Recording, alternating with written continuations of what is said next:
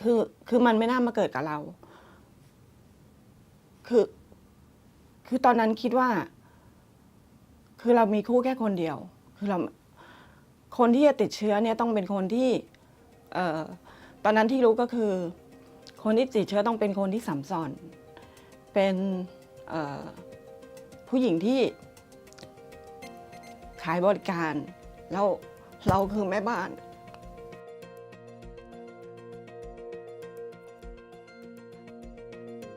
I've met women who were married with the same men their entire lives and contracted HIV from their husbands, and they've still, they tell their story, and you can see other women in the room that the light goes off.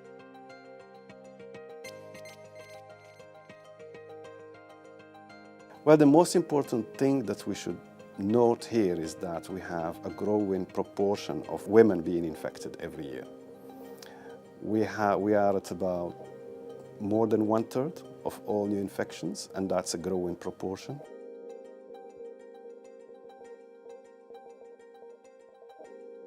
We still have relatively high infection rates among key affected women and girls, which includes female sex workers, transgender women, female who use drug.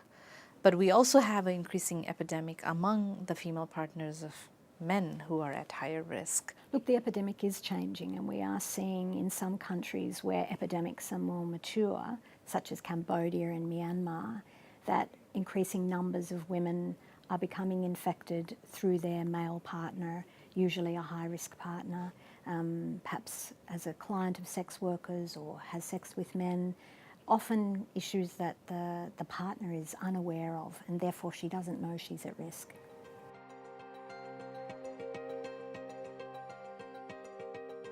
Well, I think that first of all, women need to have access to information and services, which is the most basic and the primary way of preventing HIV.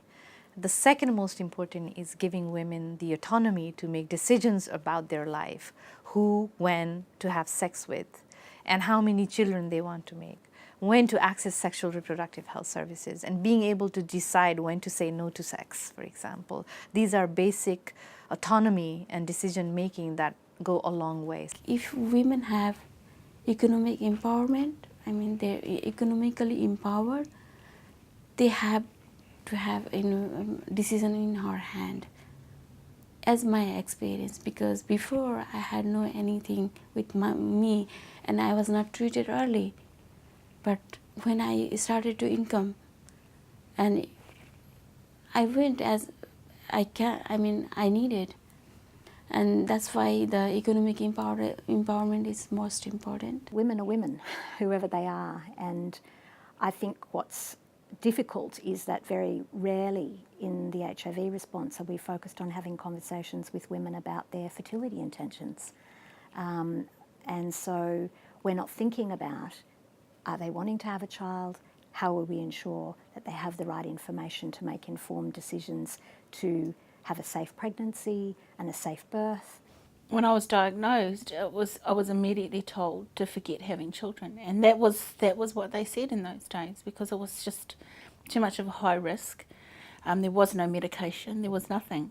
And also, if the real aspect of not being around or alive when the child grew was real. So that I grieved more than actually getting HIV. That hurt me more than anything. We also know that women living with HIV, when they are on treatment, can live a perfectly healthy life and have a full-term healthy pregnancy and give birth to a healthy baby.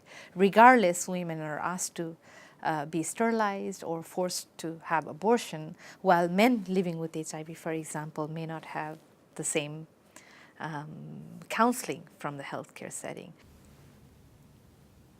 แต่ตอนนั้นมัน5 เดือนซึ่งมันยุติการตั้งครรภ์ไม่ได้ แล้วก็บอกว่าตอนนี้เรามีลูก2 คนถ้าคลอดคนนี้คือต้องทำหมัน The women and who are the HIV infected, they can face the problem. They can face many challenges within the family and also in the environment. But if we look at Again, we look at to the sex worker and then they get the double stigma from their family environment because they are sex worker and also that they are the HIV positive. I have had moments in my recent life where neighbours in my street have got together and held meetings and tried to get me and my husband out of our neighbourhood.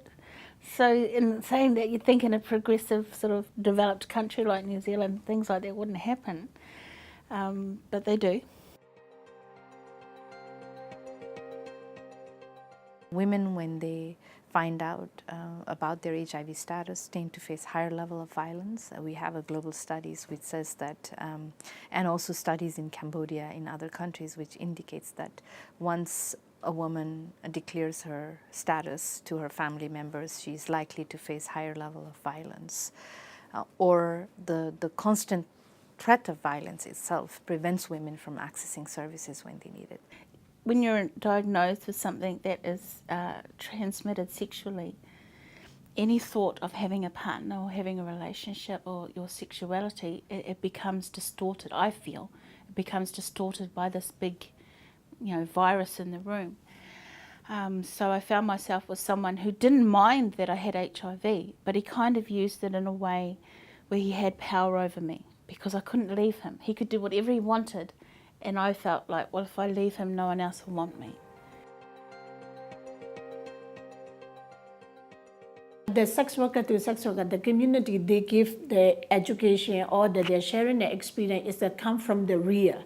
So they can share their experience and also they have the trust between them. We are mobilizing the women living with HIV in the ground level who are, actually delivering the messages to key populations or risk people, and so that they come to early test and treat. ಅದೇ ರೀತಿ ನಾನು ಮುಂದೆ ಬರಬೇಕು, ನಾನು ಚೆನ್ನಾಗಿರಬೇಕು, ನಾನು 4-6 ವರ್ಷ ಚೆನ್ನಾಗಿರಬೇಕು ಅನ್ನೋ ಒಂದು ದೃಷ್ಟಿಯಿಂದ ಅವರು ಕೂಡ ಎಲ್ಲರೂ ಸೇರಿಕೊಂಡು ಇದು ಮಾಡೋದಕ್ಕೆ ಶುರುವಾದರು. ಮುಖ್ಯವಾಗಿ ಇದರಲ್ಲಿ ಏನು ಹೇಳೋಕ್ಕೆ ಇಷ್ಟಪಡ್ತೀನಿ ಅಂತಂದರೆ, ನಂಬಿಕೆ ಅನ್ನೋದು ತುಂಬ ಮುಖ್ಯವಾಗಿರುತ್ತೆ.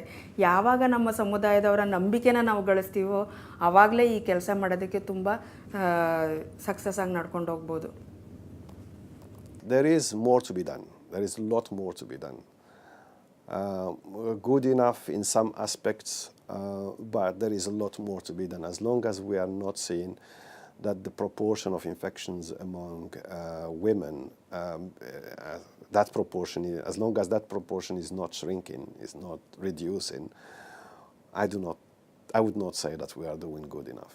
So one of the key things that needs to be done in context of HIV response is that the interventions need to address these underlying barriers and inequality that are pervasive in our society, continually engage to ensure economic empowerment of women.